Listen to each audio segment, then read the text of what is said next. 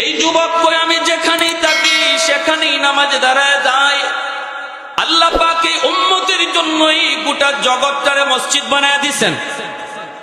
আগের কোন উম্মত হাওরে নামাজ পড়লে নামাজ হতো না, আগের কোন উম্মতের জন্য জঙ্গলে নামাজ পড়লে নামাজ হতো না, নির্দিষ্ট জায়গায় আইসেই নামাজ আদায় করতে হতো।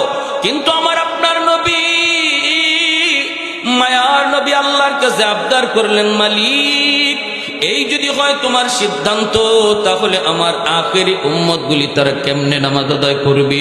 আমি নবী তো চলে আসব, আমার উম্মতের উলামায়ে কেরাম তারা তো আমি নবীর দায়িত্ব নিয়া তারা তো দেশে দেশে ঘুরবে, দেশে বিদেশে ঘুরবে।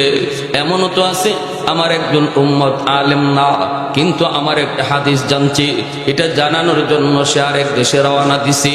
সে তখন বিমানে, সে তখন জাহাজে।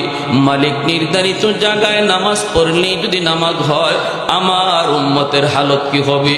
এমনি আল্লাহ কই, বন্ধু আমি আল্লাহ তোমার উম্মতের জন্য গোটা জগৎ মসজিদ বানায় দিলাম।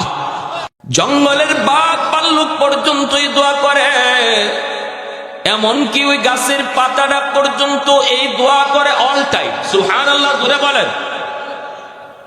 আল্লাহ নবী রহমতের নবী, যেই নবী জীবনে মিথ্যা বলেন নাই, আমার আপনার নবী রহমতের নবী, তিনি বলেন, উম্মতের দল তোমরা যদি কথাটা নাও বুঝো, ওরা কিন্তু ঠিকই বুঝি।